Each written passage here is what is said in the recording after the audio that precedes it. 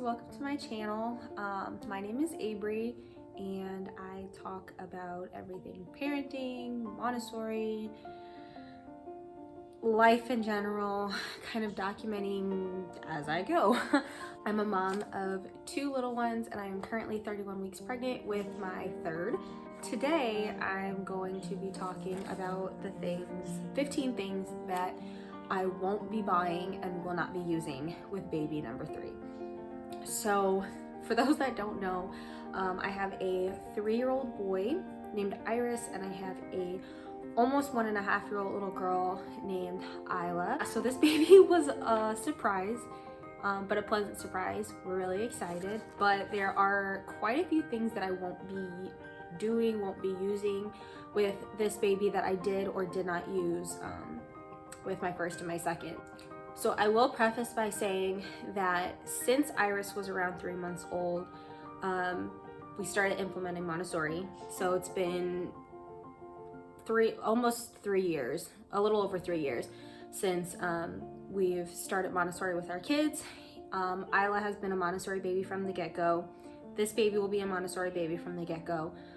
So that does influence a lot of the things that we do.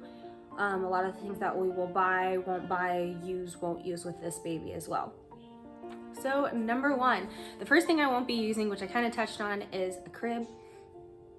We kind of used one with Iris. I wasn't 100% on a floor bed when I first found out about it with him around 3 months. And then we were kind of in like a really enclosed space. So it just didn't make sense to use it at that point, which is okay. With Isla, we had her in our room almost for the first year, and both of our kids kind of were in the same room as us for the first year. With Isla, she had a bassinet for the first 6 months, almost. Around 5 months, we transitioned her to a floor bed, which we just took a crib mattress and put it on the floor next to our bed. So both of my kids were breastfed. Isla is still breastfeeding. So we just laid her bed right next to ours, and ours is fairly low. So we don't have a frame or anything holding our bed up high. So we just kind of laid her crib mattress next to ours, and it worked out. If she got up in the middle of the night, I could hear her, I could kind of feel her moving. I am that parent that's really anxious with my kids sleeping. So having my kids in the room with me for the first year just helps me sleep a little bit better. We will most likely be doing the same thing with this baby. Right now, Iris and Isla are sharing a room and we have our master bedroom. So I don't know if you can see in our mirror right here, but there's a bassinet right there. So I already have baby's bassinet set up. Baby will be in that bassinet until about 5 or 6 months when it's outgrown, and then we'll take a crib mattress again, lay it next to our bed, and that will be baby's floor bed. Bottle warmer. So I did not use a bottle warmer with any of my kids at all. I personally don't see the point in it. I can easily just take some hot water and use that to thaw breast milk if need be. With Isla, I was working from home literally the entire time. I will say she was born right before like a lot of the lockdowns and quarantines happened with the pandemic due to COVID. So I really wouldn't have been working out the house anyways, but I was working from home anyways, like up until I had her, about 3-4 weeks before. If she needed to nurse, I was just there. We really didn't use bottles with her. Isla, my husband, would feed her sometimes, but most of the time that was just me, and that's just because of preference. So number 3, this actually might be a shock. Wipes. We will not be buying wipes.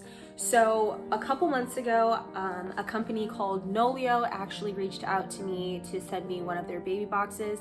If you don't know what Noleo is, it's basically a 3-in-1 diaper care system. Noleo is basically a cream and it comes in a pump bottle. I'll try to insert like a picture or something for you guys to see what I'm talking about here.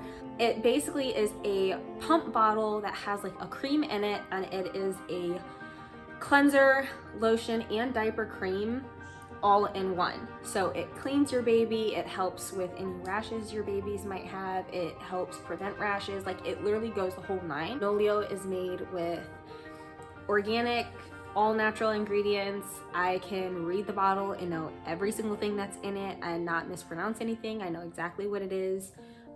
It's been working for us for the last couple months, and I'm really glad they reached out to me because I will not be going back to wipes. I just feel like it worked really well. It also comes with cotton, organic cotton square pads, so you have something to wipe your baby's butt with. And a lot of wipes are made with plastics in them. As far as a recyclable, biodegradable standpoint, it just kind of fits with what I value. And yeah, we'll be going with Noleo. We won't be buying any wipes. So number 4 is also a diapering system, I guess. I will not be buying a diaper genie. I did not use a diaper genie with any of my kids, or I guess like a diaper pail in general. Like I said, we do cloth diaper. I just took a trash can from the store that I bought, put the diaper liner in there, and toss our cloth diapers in there until it's time for me to wash them. Well, I don't really feel like there's a smell. I've never heard anything from any guests coming over that there's a smell. It does the trick. I will say that I do take preventative action just in case there is a smell with cloth diapers. So at the bottom of my diaper pail, I have either little diaper pail tabs that I make with like baking soda and essential oil and things like that, and I'll just drop those in, change them out every couple days. Or I will actually take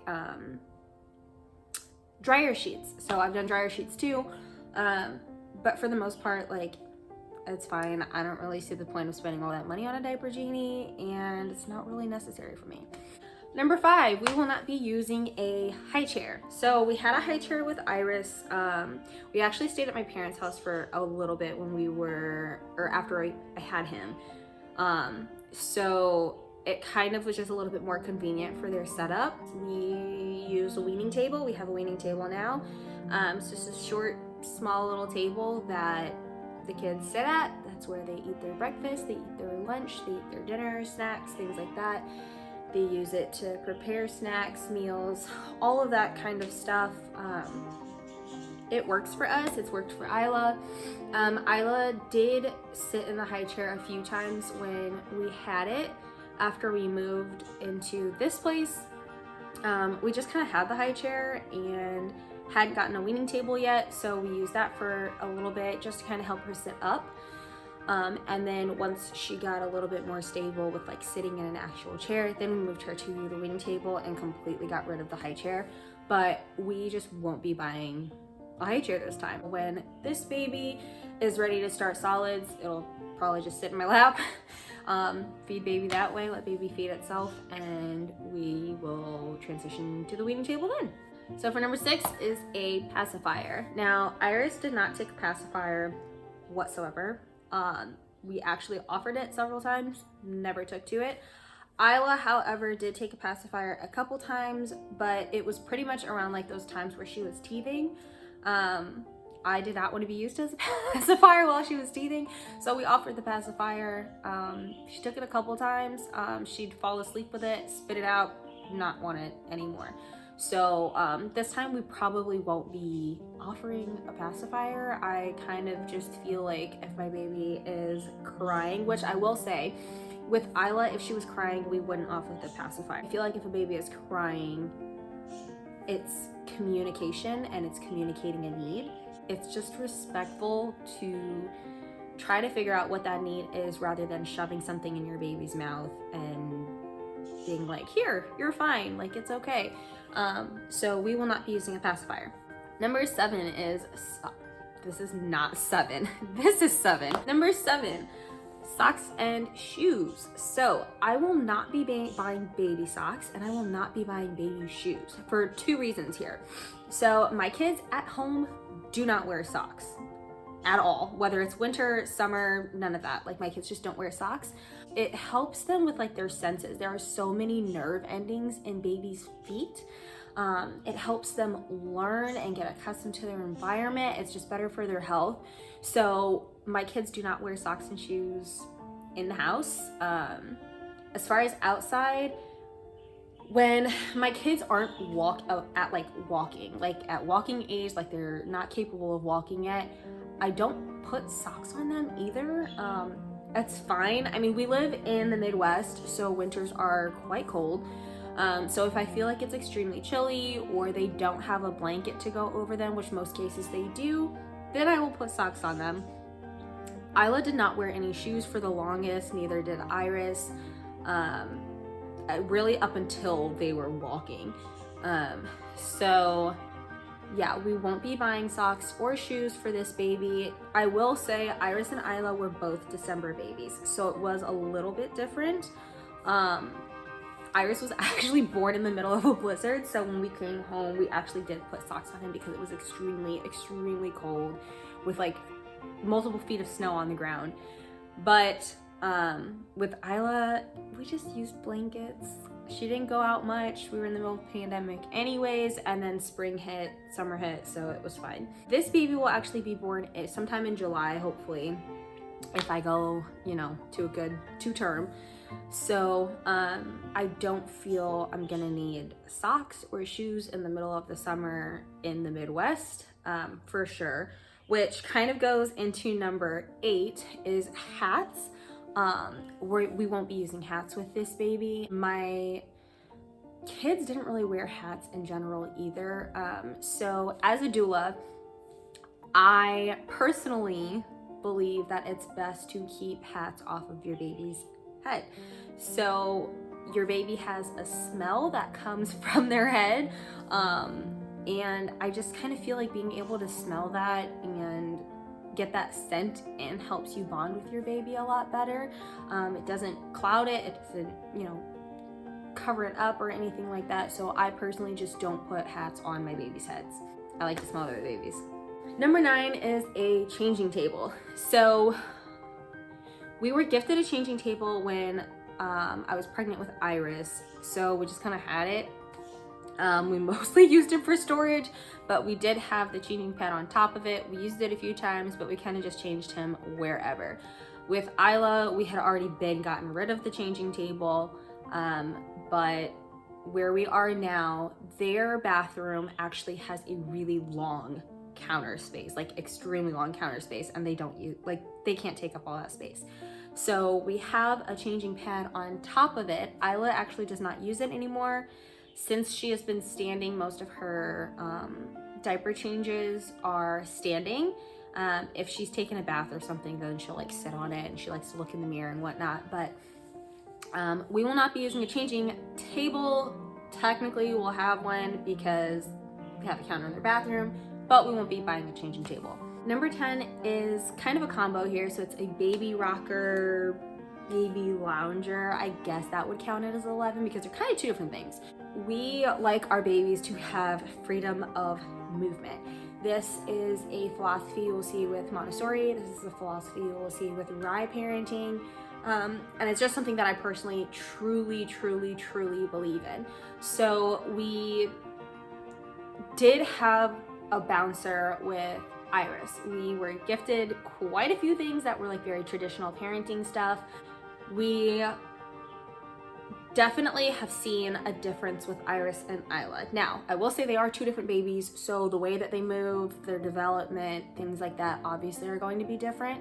But I do truly believe that how Isla was from the very beginning after birth, literally just laid her on the floor, laid her on the couch, whatever, wherever we were sitting, she was just kind of there. And she was able to move her body, whether that be just kind of kicking her legs and accidentally rolling over, or kicking around and scooting somewhere. It just gives them that freedom of movement to figure out their environment, to learn their environment. But I kind of feel like it helps build that muscle that they really need to develop every single stage. as far as rolling, learning to sit up, learning to put their head up, learning to push up to an actual sit, learning to go from sitting onto all fours, into crawling, into standing, into walking. Like, it just kind of helps with all of that muscle development that's truly needed to really be able to support themselves. So we won't be doing a baby bouncer, we won't be doing a lounger. We just want our babies to have freedom of movement. Next is a baby bath. So we bought one initially with Iris and I hated it, so I got rid of it. My kids have pretty much either just showered or bathed with me when they were really little. Once they kind of had a little bit more body control and weren't in that newborn phase of like sporadic like jumping movement everywhere, we would just fill the regular bathtub with like an inch of water, lay a towel down and lay them on top of the towel, bathe them that way and call it a day.